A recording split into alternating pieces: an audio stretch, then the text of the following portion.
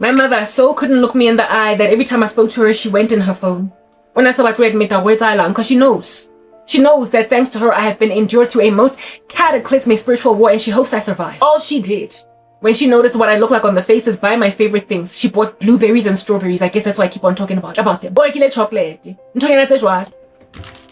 She went to the store to essentially help me with things that might make me feel ever so slightly better. Bought my favorite brand of muesli. Oh, no, I am going through it. On some whatever's going on, please don't do whatever it is that they want you to do. Don't kill yourself, please. That's why in my dream, and I just pillared my whole family and left them having survived just a cornucopia of death spells. And I went to a mall where I saw one of my most prolific high priest abusers that keeps on paying the to crazy women at the crazy lady at YouTube, out here unable to move his arms, his legs, until a baby defied him and how much more mobile that baby was. And it turned out that that baby was mine. There are these 2 women that got murdered in this country. Women, listen, y'all need to give your lives to Christ. When I'm gone, take these as an afterthought. Like in retrospect, think about how disrespectful you were to all of my general thing that I'm doing, and then do a better thing by yourselves. Because you will keep on getting butchered by these guys. These 2 young girls reminded me of me when I was newly a young professional in corporate South Africa. I think they were irrespectively each 24 and 25. Best friends got killed by some crazy dude.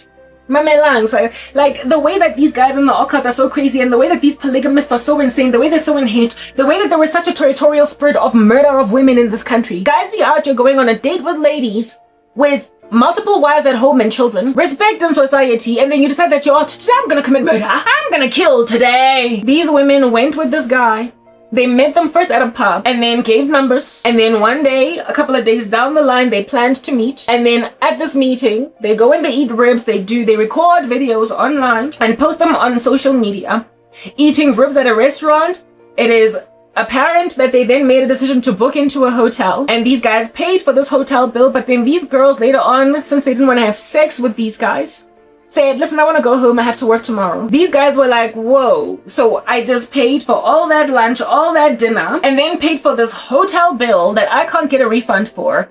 And now you want to go home because you got to go to work tomorrow. For real? So what then happened is that they drove these girls some strange direction. They took a detour, these 2 men. One of the men, according to his testimony, he turned state witness. And I don't buy that scallum for anything. But I do believe one of the guys did pull the trigger. They parked in some strange part after taking a detour. And then the one guy claims that he went to go and pee in a bush. What were you doing in bushes when you were in a hotel in urban suburbia? Sorry, you detoured so you can go and kill women. I mean, when men just make a decision like that, Jay, it's like deciding that, okay, listen, I was really famished, I was hungry, and I was just listening for McDonald's Cajun burger. And then you drive past Andisho and decide that, no, instead I want pizza. That's what you change your mind concerning. That's how you suddenly enter into a new decision. Or driving in a neighborhood and then you decide that, listen, I'm going to stop by a friend's house even though you were intending on going straight home. That is a decision that makes sense to just make all of a sudden. But then just suddenly decide that I'm going to murder, like end a life? What the heck? When you've never killed before, there is no body in the ground from you. You own a gun for what reason? Don't nobody know, but you've never used it. And then you decide to kill 2 women because they wouldn't sleep with you. What the heck? This is the entity that's hovering over South Africa. I can't understand it. They take a detour. The one guy claims who turned state witness. I don't buy his scallum because what were you doing in this weird place given that you came from a hotel in suburbia, and on top of that, it was en route to these women's home in highways of this country that everybody understands. And then they take a detour. The one guy who claims that he was urinating in a corner, then heard 2 pops. Bah! Bah! Herein lies 2 women dead. I wonder what these women, probably this guy was like, Nyantelela, and Funuglala Nam, Mpatele Yonke la Mali, Langtella, Basadi La Twana Gofela, and then killed them both. I could imagine these women being like, okay, no, I'll have sex with you now. Okay, I'll give you head. Okay. And then he was like, whatever.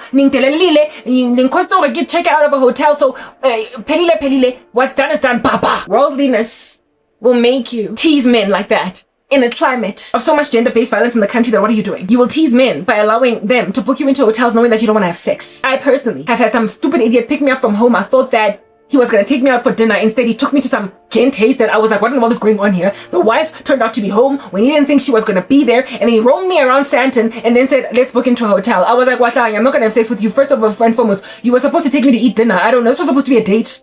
I was not intending on just being chowed tonight. I thought I met a man that was going to be my boyfriend. Clearly, you are a psychopath. Banged down by him and his friend. I was 20 years old. 19. No, not 20. I was 19. First year varsity at Wits. Yeah, that's how old I was. I was living in Florida at the time. I remember. I was young. Yeah. And I was like, dude, I'm not sleeping with you. I told him before he could book into a hotel that listen, you're not going to book me into a hotel because I'm not having sex with you. And it was at that stage that he was like, then I have no use for you. He thoroughly said that. And then got dropped off by his friend at another house that I imagined was his house. And at that stage, I concluded, oh my goodness, this guy must be married. So he had to take me to some other place to try and have sex with me there.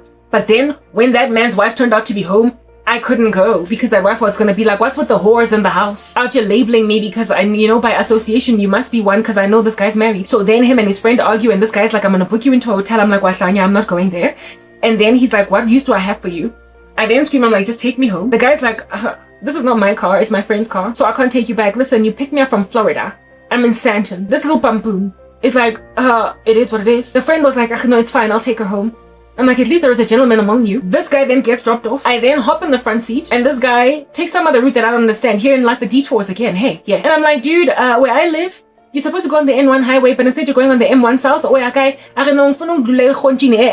like, what the heck? At which point I was like, yes, boy. I'm scared for my life, but it don't matter because at the end of the day, I am going to flail myself with my hands in the sky like I just don't care. And I'm at an Aaliyah concert right here on the M1 highway, given that it's early enough in the night. And whatever passerby car is there, I'm going to scream at them saying I'm being kidnapped. And so they're going to follow you. They're going to call the police. So either drop me off at Santon City and I'll figure out how I get home from there, or face the humiliation and embarrassment of a woman on the highway out here actively screaming because a man is kidnapping her. The guy was like, flying, so he said, it's Santon. Refused to drop me off at home, so I was stranded at Santon City. At the time, by the library, go setting a library. At the time, I didn't have airtime, Student at Wits, what do I, like I have nothing. I'm broke, I'm like Whitney Houston, I got nothing! Except like nothing in my phone. But it was during the days of 5 please call me's on Vodacom. So I sent the first please call me to a friend of mine that has a car that lived in that area in Calvin. I know this friend did not respond to me. I was like, this girl, she likes partying, she likes whatnot, she might not get to my please call me until 5 hours. So let me not waste the remaining 4 please call me. So I'll call some other dude that used to holler at me at Rosebank, a young guy, my peer, that used to holler at me. That was a rich kid whose dad was like a prime minister in this country or whatever, a minister of sorts in this country. I called him even though I didn't like him. I was like, dude, yeah, I didn't call him. I sent him the please call, the remaining 4. If anything, on the 3rd one, he called me back. And he was like, hey, Karabo, what's going? What's good? By the time he basically, I got him. By the time he called me back, I cried like a baby. I was like, I've been dumped by these crazy guys. No. Where are you? I'm in Santon. He was a rich kid, even though he didn't have a driver's license, neither drive. He had a driver because he was a rich kid. So he picked me up and dropped me off at home, and I was comforted. So thank God there were still some chivalrous people back then. That was like 2003.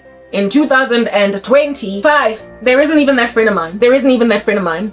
That picked me up. I was comforted by that guy, and because of how grateful, what gratitude I felt, I gave him a chance. I dated him ever so briefly. His chivalry paid off, it turns out. But that experience, when I heard of the murder of these 2 women, I was like, it's just like my experience in 2003 with those other dastardly, crazy older guys. I didn't even know they were older. The one guy looked so young that I could date him. It only became clear to me that he was married when he went to his house after I said I won't sleep with him.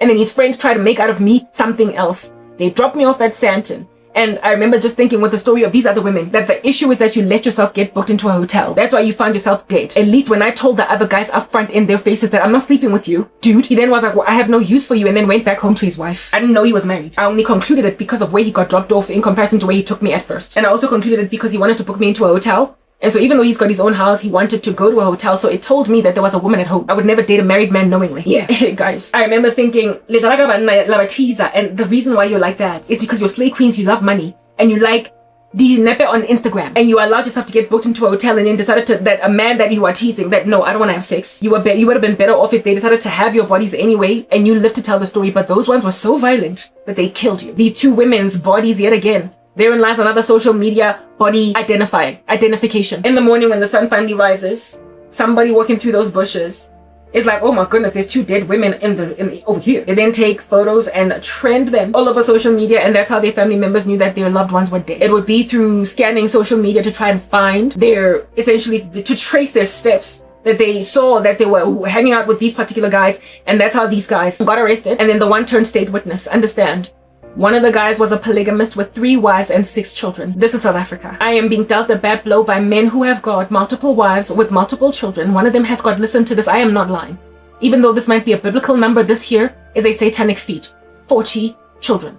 40. 40. One of these monsters encircling my life has got 40 children. South Africa has been proliferating an agenda of isitembu for a minute now, even in the entertainment industry, trying to make women accept it. And all these years down the line, without people pushing back, if anything, taking it like it's entertainment, like on Generations, like it happened on Scandal, like it happened on Rhythm City, Scheme Sum. All these guys taking second wives after they make a mistress out of one woman. Well, years down the line, you've got polygamists feeling so entitled to women embracing them with all of their rap sheet and their 20,000 kids that now they kill them because they don't want to have sex with them in a hotel. But why did you go to a hotel in the first place? And my thing is, you as South Africa sat back and watched the media proliferate this nefarious ideal until we just continued, okay, twanje as women. Our blood spilled like it ain't jack. Our blood spilled like it is alcohol on the floor, and after tears of a very carnal guy that died in a car accident coming back from the club. This is for you, Andile.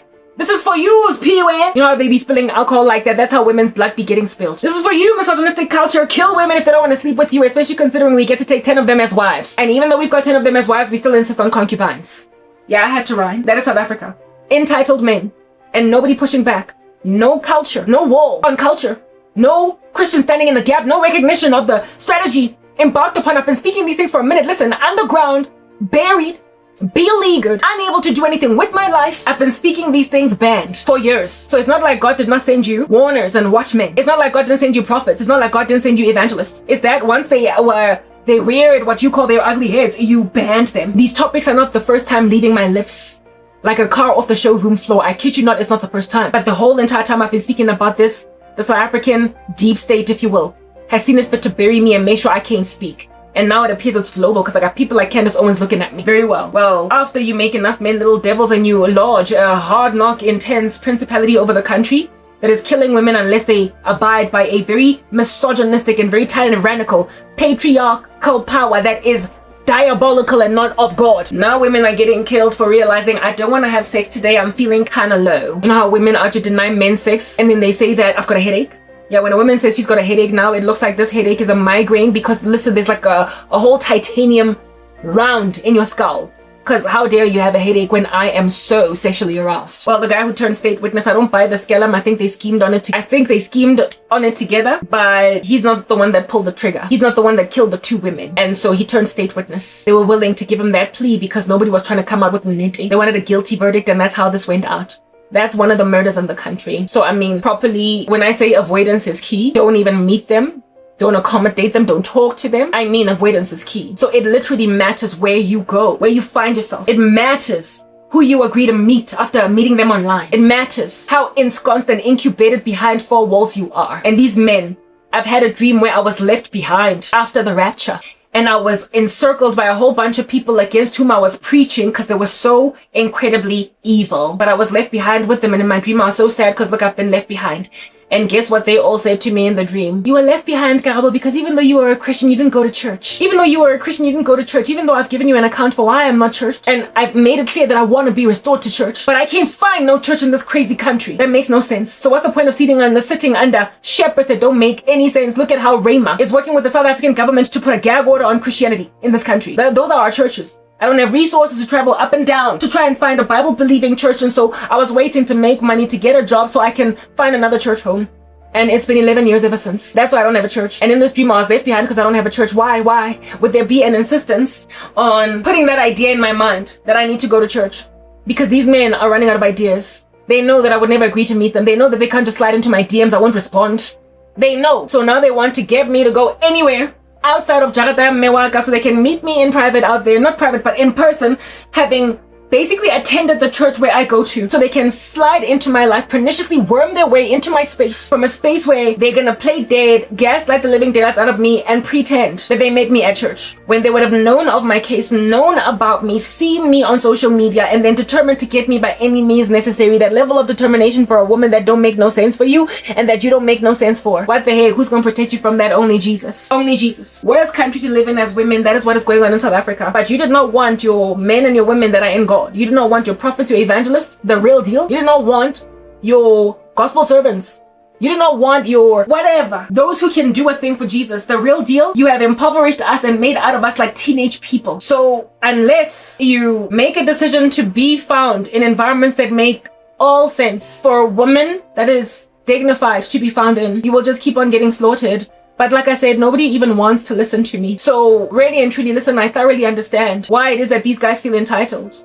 Because just like the Nigerian guy in the kitchen with Cosmo City, out here telling me tall stories about how, or maybe they were short, about how it is that his girlfriend scooped him with a spoon like he was some ice cream, and then justifying why he slapped her. And then when the sister hung on him like an orangutan, he then like shook both of them off until they fell on the floor and then went to go and live with his friend. How a man can pride himself in telling me stories about beating another woman up and imagine that I will be compassionate on him or take his side, that I will see why he had to do that I will look at why it is that a woman was just out of line. But you see, that belief that women will see that other women instead of the guys are out of line is literally premised, not even premised, but it is the whole premise is infuriated, made mad by the reality of the fact that they have experienced this before from other women. A bizarre phenomenon where women will agree that other certain kinds of women in certain kinds of circumstances had a slap coming. I've had numerous dreams where it is that I've seen some little animal sitting in a couch. It looks as not a couch, sorry, but in some kind of a locked up chair, like, you know, like when you feed a baby, when you have a little baby that is yet to walk by themselves, and so therefore the chair that the baby sits in has got like a strap on it and two little holes where the legs dangle out. I don't know what you call that eating chair of the baby, where their legs just kind of dangle out, looking all cute, but they're nicely ensconced, secured by the security of this locking chair because they can't walk yet. This little idiot, albeit being a whole grown man, was in a chair like that. He was strapped in it because he was like a baby, and he was like, yo, this woman uyazi bulalisa, she's unomlomo mkhulu. He was like, kinale mlomo mkhulu and ngayibulayisa, wenza ukuthi unomlomo mkhulu, uyazi bulalisa. I lamented against his stupid sentiment in some shorts, and I called him names because yeah, I'm doing that these days, okay? Saying, Wangdelanja, you are really very disrespectful. To say of me that because I'm crying thief, stop thief, or because I'm crying wolf, because I'm crying rape, that I've got a big mouth and that's why the rapist finishes what he started. In my shorts, I use an analogy of 3 girls being raped by their dad. And they are raped by their dad for like 4 years. And then one of them gets sick and tired and says, I'm gonna tell the authorities. And while she is plotting and scheming to tell the authorities, the other 2 are like, listen, shut up, otherwise he won't just rape us, this time he will also beat us up. Or he will kill us. And then I spoke about how this girl goes and tells the authorities anyway. What are the authorities gonna say? What is the social worker? What is the judge? What is the court system? What are the police gonna say? They're gonna consider the girl who spoke brave. They're gonna protect her.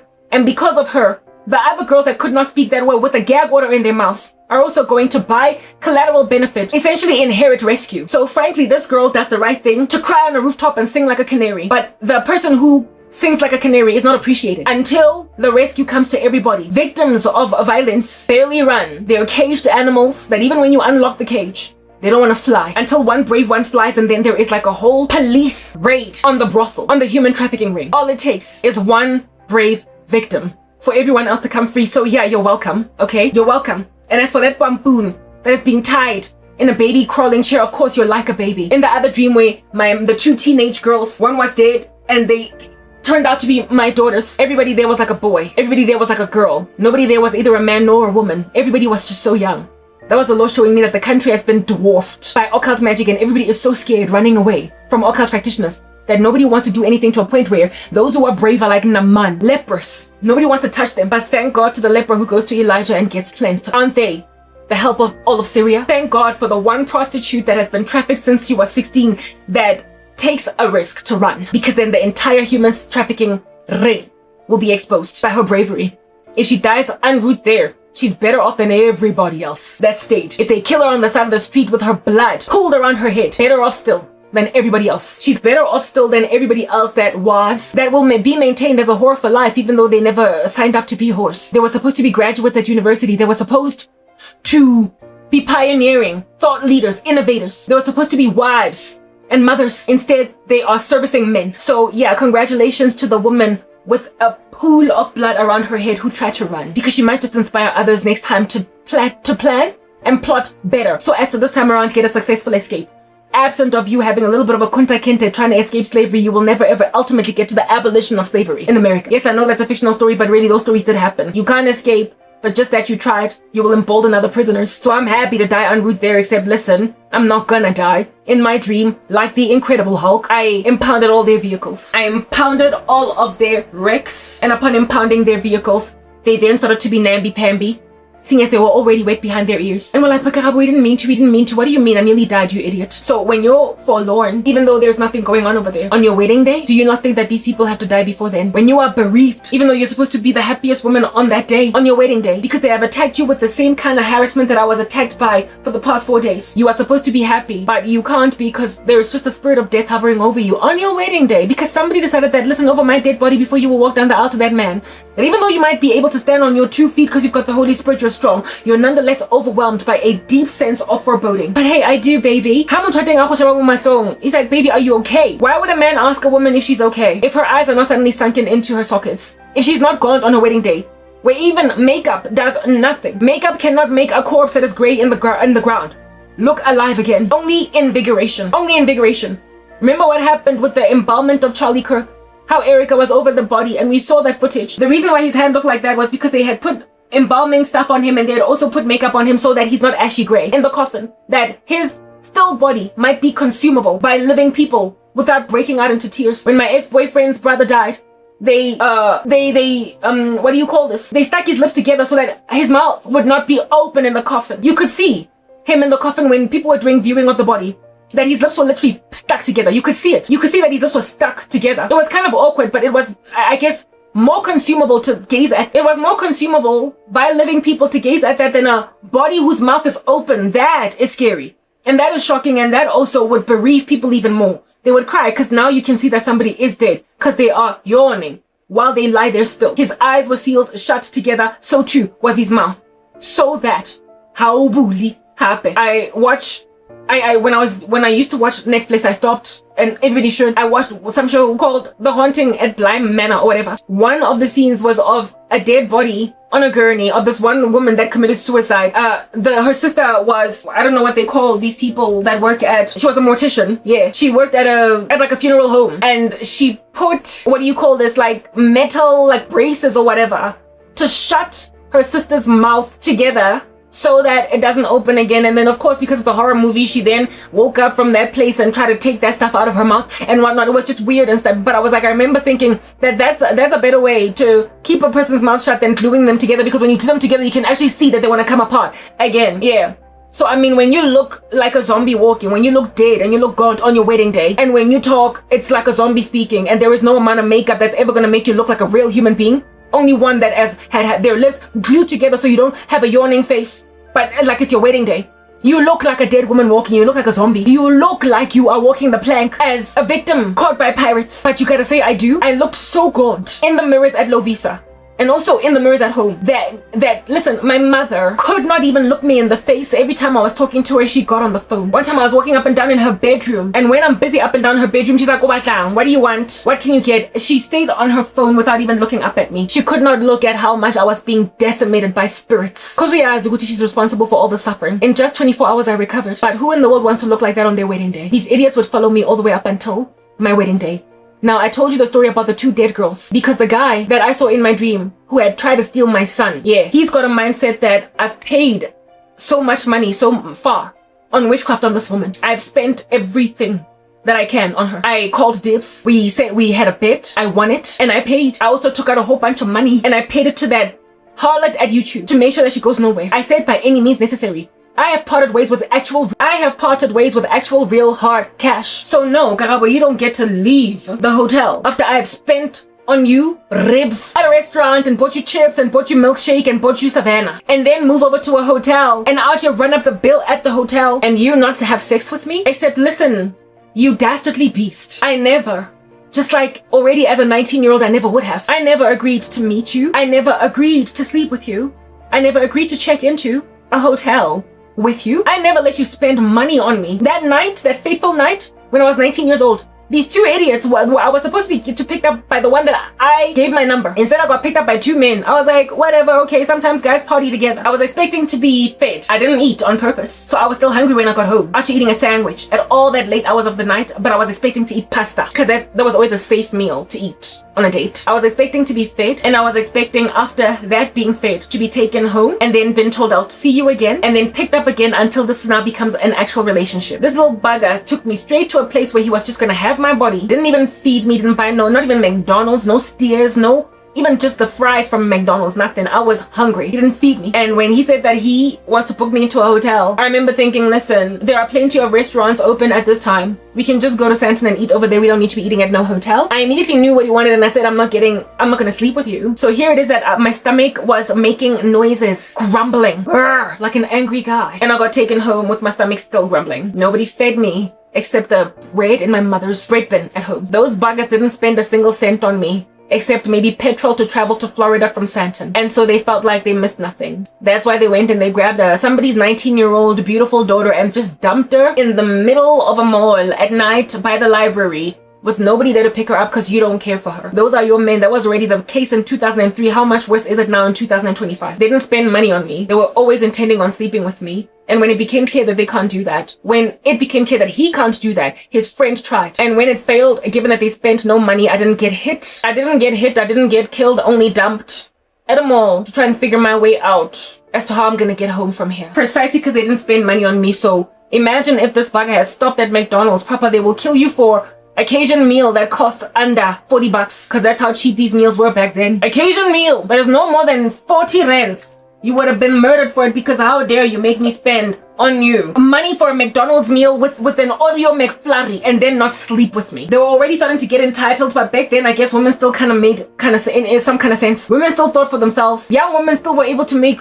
smart decisions in advance. Young women were at that stage able to realize, see this before what it is, and so quickly just kind of get out, right? Quickly like utrobe, like a lizard in the sliver of a wall. Just a crack and just like chubby, even though you're busy trying to wham at it with a sandal. I guess young women back then were happy to essentially get out before it got too dire, right? Before it got too intense and too deep. Now, however, in 2025, there appears to be limited wisdom. I don't know what's going on. I once listened to, thank God, though she is alive. But all these GBV stories back when I was on TikTok, I'm not there anymore because it's like a haunted mansion. We don't go inside eerie houses. But when I was busy watching stuff on TikTok, there was one girl that I just said that she met a guy that came from America. Like I said, these people, it don't matter. If you're from the US, from Colombia, if you're black, you got this issue. This man from the US thoroughly meets a South African woman, comes to the country, and in particular Cape Town, after having chatted for a very long amount of time with this woman from Johannesburg. He then says, I'm coming to South Africa. And then makes this woman pay for her own arrangements and everything to get to Cape Town. And then once she's in Cape Town, he ghosts her. He goes literally like EMP on the lady. Nowhere to be found. She's in Cape Town, having done a one-way trip, doesn't have money, nothing. Scared to tell her mother, and so she finally got her friends out here collecting the 2 randa, the 20 randa to get her a bus ticket. No, not her friends. Listen, good Samaritan. It wasn't her friend, it was a woman in Cape Town. That's why I get it, women. The reason why women die is because you're irresponsible with them. Because at this particular juncture, there's enough of us to protect each other, but now I'm dying because women won't do better by me. I've been crying and crying. Not only will women not do better by me, but men feel entitled, and there's also a jealous energy, and men are not chivalrous enough. So now a woman gotta die. I guess that's why I became Incredible Hulk. Now I'm growing muscles that belong on men. Because really, if I don't grow them, it appears I'm gonna die. This guy goes to this lady in Cape Town, and then she's all panicked and asks help from a lady that was there, like a woman that was just around at, I think it was a bus station. And this lady gave her everything she needed. She gave her all the money she needed to get back to Joburg because she believed her. Why? Because she was a beautiful young black woman that, why would she lie? And even if she's lying to me, trying to scam me, I'm not going to take the risk of letting that chick was like 2021. I'm not gonna let a 21-year-old woman essentially become like a hobo in Cape Town. She wouldn't have become a hobo. This chick got help from this lady because she wouldn't call her mom, because she was doing naughty things. She wouldn't call anybody. She would have ultimately, if she sat around at that bus station, gotten help from either her family or her friends, would have put together 200 rand or whatever, or 500 or 1,000 to get her back to Joburg, but then they were gonna laugh at her. She did this in secret. She hid this information from Abangani and her parents, and so she asked help from a stranger that eventually helped her, and then she gave this stranger a refund. But women in 2025 out here be meeting with people that come from the United States of America in a different province altogether, Here is this woman in the Western Cape just hanging like a homie, living in Gauteng, having taken a one-way trip with only that one-way trip's worth of money, not telling mom, not telling dad, not telling friends, telling herself that she's found love because a man from America traveled all the way across the oceans for me. He's gonna give me the moon. That's like a woman's desire will now be for her husband. And in order to find this like passport guy romance, she doesn't tell anybody and goes to Cape Town and gets helped by a woman in Cape Town and then comes back home. And only then comes and tells us this ghost story on TikTok. That's just the folly of 2025 in these Gen Zs. I don't know what's going on. It's a spiritual issue. It's an entity. It's just hovering over the country to a point where a bright-eyed, bushy-tailed, beautiful young black girl is going to meet with a foreigner from another country with a one-way ticket to that country, not country, to another province. When this chick was blessed because she did not agree to get on an aeroplane to go to the US.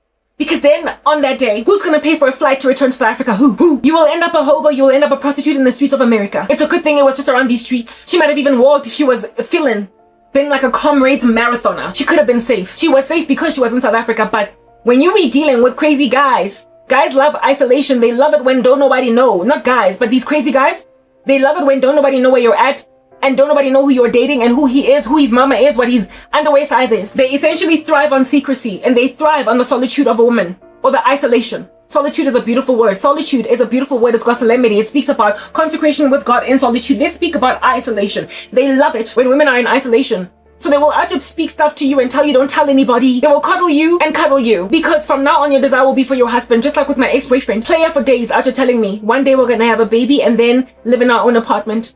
Nothing about marrying me. Insofar as you can tell me what I want to hear with my crazy itching ears, I'm gonna run with it. So here's a man telling a woman from the a man from the US telling a South African girl, sweet nothings. And she pays with her own 250 that she made from her casual job working at Guess and Santon. She then goes and pays for a bus fare. Like this chick did not even take a flight the way that she was just so broke like a leg. She took a bus. I mean, y'all know how long it takes to be out on a Greyhound for like ever in a day. Like 16 hours, something ridiculous of that nature. To go to Cape Town, it's crazy. It's 8 hours or 5 to go to Durban. So if you're going to Cape Town, you're there for almost an entire 24-hour cycle. But bus drivers are to be changing. The bus driver you left Joburg with is not the same one that you're going to arrive in Cape Town with because somebody got to sleep.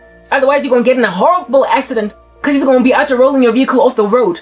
The vehicle off the road. 16 hours. This chick out here rode out 16 hours in a Greyhound and the dude went ghost on her. When she got back home, he called her again and like cussed her out. Told her way to get off because she got mad. My question. Why did you allow yourself to pay with your money that you made from your job at McDonald's? Why did you allow yourself to pay for a Greyhound trip to Cape Town to meet a guy from the US? There is something weird about the reasoning of women in 2025, be they Gen Zs or even millennials. Even, like, listen, just women at all. You couldn't be like a baby boomer, but if you're in South Africa, you're under an entity that is making you put yourself in the harm's way of men.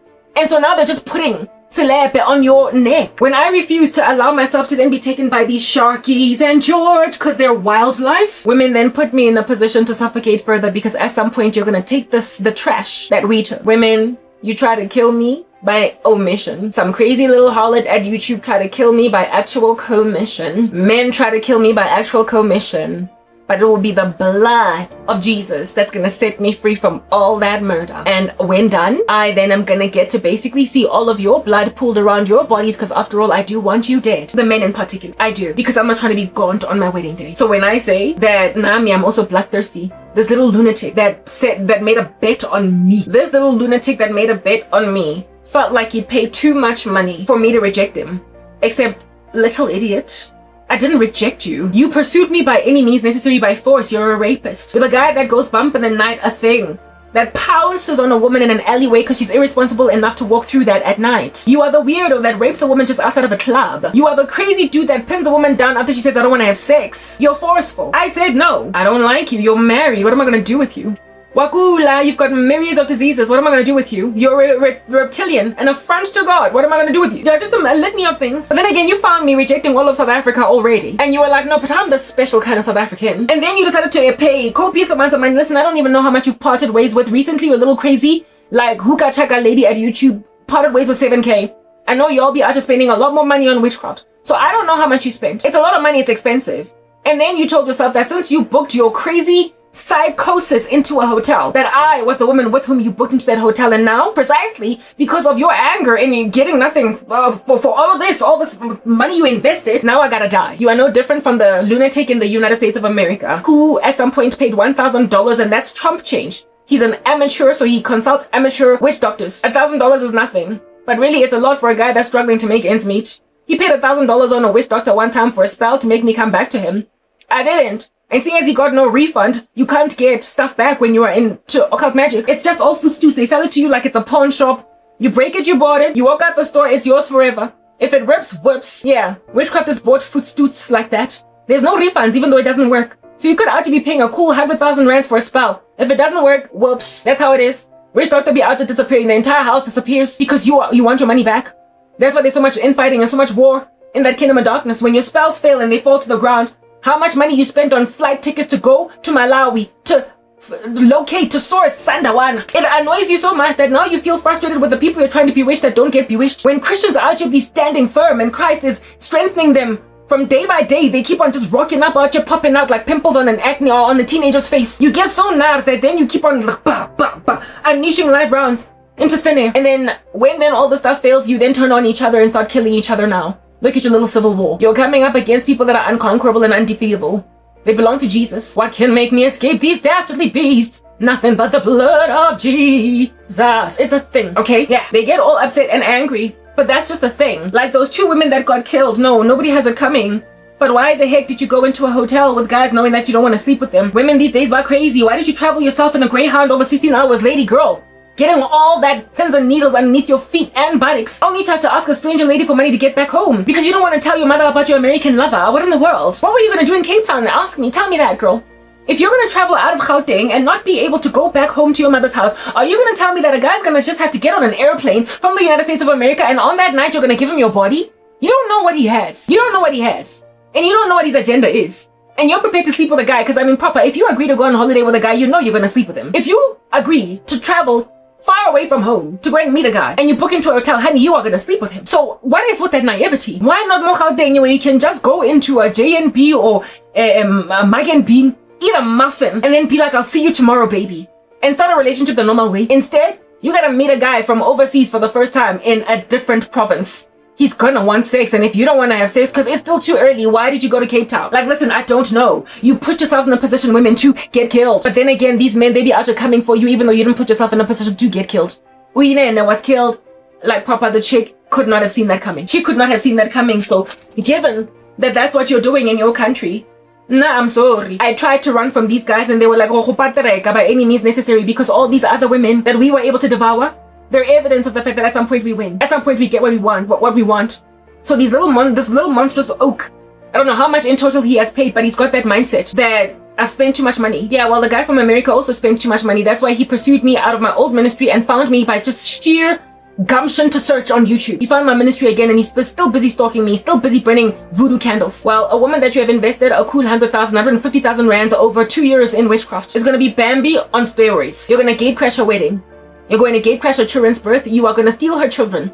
Like, what in the world and the heaven it is that I found my son wearing a blue baby grower in front of an incapacitated, absolutely diminished occult practitioner who was of the imagination that he was in any position to succeed to steal my womb. And I just like walked out of that mall with a son in my hands. I'm getting mine. And that baby was, like I said, colored. And it is precisely because of this mixed, the basically talk like this, that my baby is a combination of black and white. That people are like, over our dead body, you're not going to leave the black community. My point is exactly Candace Owens. Candace Owens might not be into random murder. Yeah, but there are people that when you want to leave a grain and when you want to leave a crazy, they kill you because, no, you're not going to be the only one that is okay. I'll tell you a story, Candace Owens, so you can understand South African culture. We have a celebrity in this country by the name really, it's past tense. We had a celebrity in this nation by the name of Zahara. Talented, well-spoken, could play the guitar. Really, really gifted. Loliwe, we be singing. For a minute, where this chick is concerned. Excellent star. Do you understand? This chick got to the age of 36 still single, and then one day, she passed away literally just mere hours after Lobola was taken out for her. Lobola is the opposite of dowry, or the very diametric extreme of dowry. Because I get a dowry is paid by the woman. Lobola, men pay it for women. That's what goes down on these streets. Her family then speculated that she was killed because there was jealousy over the fact that she finally got married. Now, if a woman is getting married at 36, being that beautiful, that talented, chances are from the age of 20, she's just had random cousins, family members, friends, just coming up against a marriage prospect. And when finally she pins a man down to the ground at 36, then she gotta go in the ground because my witchcraft is not working strong enough, hot enough, hectically enough to prevent her from getting married. So while I would not have killed her, Papa, you don't get to still get married despite all of my witchcraft. I'm tired of trying so much on you. You keep on shaking it off. Because at some point witchcraft expires, so now you gotta die. She got killed. She was poisoned. I believe, is it on the day now Lobola got paid for her? And over the next coming days, she would then get a terrible case of liver failure. Because she obviously took something in her body that killed her over some time. And it was confirmed that it was indeed poisoning of this nature. And by her family speculated that she was ritualistically killed, that it was a human sacrifice, and that they did this because they did not want her to be happy in her marriage. So a man out here finally marries a woman and is already a widower in just days. Stuff like that happens in South Africa. Either women get made widows or men get made widowers because crazy black people don't want black people to be okay. A woman gets married finally at 42. Yeah, I've been waiting all this time. I was supposed to marry at 25. And then 3 weeks after her big, beautiful wedding, she gets in a car accident and dies. Or her husband, or both of them. Stuff like that happens in this country. They don't even care that you got married basically kind of old. Already creasing on your face, crow's feet, 11s, nasal, label fold. So your wedding pictures are not going to be as glorious as they would have been if you were but 25. You're now getting married in your 40s. Everybody has already got signs of aging. Frankly, your pregnancy is a high-risk pregnancy, and even then you can only have that pregnancy, unlike when you were in your early 20s planning to basically be pregnant every year for 5 years. Despite that being your journey, how tired you are by the time you get to I do, you will still get killed, like Zahara. So you who envy or covet a woman's glory, beauty, eloquence, and similarity to you so much that you will lack compassion or even empathy for cultural context enough to get rid of your jealousy and put it down at the door like some shoes outside of a Chinese house. When you can't do that without that context on that day, you are qualifying as 2 Timothy 3 conglomerate of moral turpitude monstrosities that are lovers of self, lovers of money, boastful, proud, disobedient to parents, unable to basically look outwardly to other people and so be selfless. All you can do is look at yourself in the mirror and be typical as a black person. I'ma block you. When you live in this kind of culture in South Africa, listen, if you want to have any kind of normal life and not marry some dude that's gonna slap you for 20,000 years, and you wanna hold on, like I said, to Jesus, you have to leave, you have to immigrate. And I've been saying that I need to immigrate. I've been in this persecution for about 11 years, for 11 years. It will be 11 years in November this year, hallelujah. Look at how we're getting to November, despite Joshua Mhlakela, and I'm gonna get to him. I will be born again 11 years, not born again, I'll be born again 14 years, but persecuted for 11. And in the beginning of my sorrow, I still could foresee a future for this country because I thought it could be salvaged. But somewhere along the way, perhaps maybe about 5 years ago, I realized that I need to leave South Africa. I realized that I gotta get out. There's no living here. I can't. What I need to do is get helivaced out of this joint. Otherwise, I will never live. I got solid conviction that I must leave.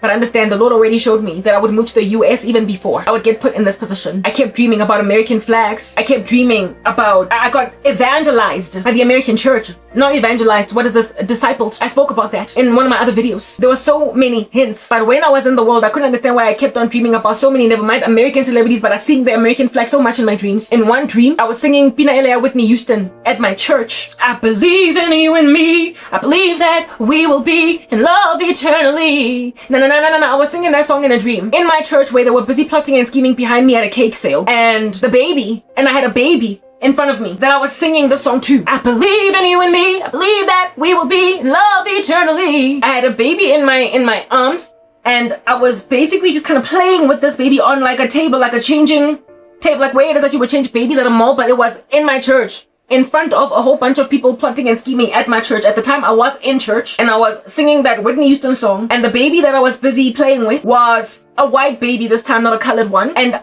it was wrapped in swaddling cloths that had American flag print on them. And even though I was being plotted and schemed against in my church by my female fellow church mates, if you will, I was busy singing, I believe in you and me, like as a lullaby to a baby, as I'm wrapping it in these swaddling cloths that are the print of the American flag. I believe that we will be in love eternally. You will always be the one for me.